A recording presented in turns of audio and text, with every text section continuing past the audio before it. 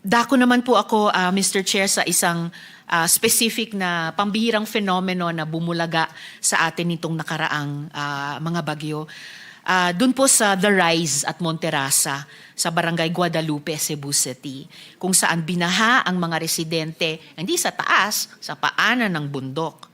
Sabi po ni Secretary sa media, didiretsuhin ko na pinagkakitaan ang proyektong ito. Ano pong ibig sabihin ni Sec doon? I do not want to second-guess the Secretary, Your Honor. Let me clarify the matter with him, and I'll inform you before the hearing ends, Your Honor. Salamat para doon, Yusek. Pero kahit hindi particular sa The Rise at Monterasa, kapag sinabi ng Secretary ng Department about any development, any project na pinagkakitaan iyon, paanong nasabing pinagkakitaan? Your Honor, I am not privy to the project in in Cebu, the Monterasas. I believe the Regional Director of DP, R.D. Villa, will be more competent to discuss the specifics, Your Honor. Salamat, Yusek. I will get to, as I mentioned earlier, DENR Region 7. Baka sa second round ko na, pero sa last quarter minute ko, follow-up question sa DENR kung nandito po yung Environmental Management Bureau. Opo. Hindi lang ng Region 7, pero ng national. Or kung wala, kahit ng Region 7. So is that, Ma'am Abrera, tama po ba? Yes, ma'am.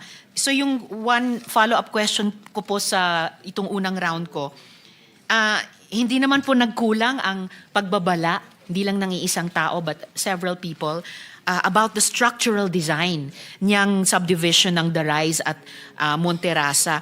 And their warnings were that this would endanger the environment around the development and the community at the bottom of that mountain.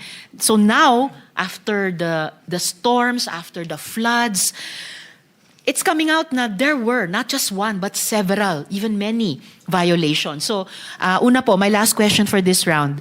Sino po ba yung nagbulag-bulagan sa DENR at DENR EMB para mag-grant yung environmental compliance certificate nito? Yes, Mr. Chair, Ma'am Abrera. Hello, Your Honor. Sa nagbulag-bulagan, hindi ko po masasagot yan. Ang ICC po ng Monterasa has gone through the whole process of EIA. Kompleto po yan, public scoping, technical reviews. It has undergone 4 technical reviews instead of 3. And then public hearing. Then there is an independent body which recommended for the approval. So 2007 and 2024 po siya. In closing for my first round, Mr. Chair, before I give way to Senator Pangilinan, hindi ko po matanggap na hindi nyo masagot sa nangyari at sa scale niya, sa tindi niya.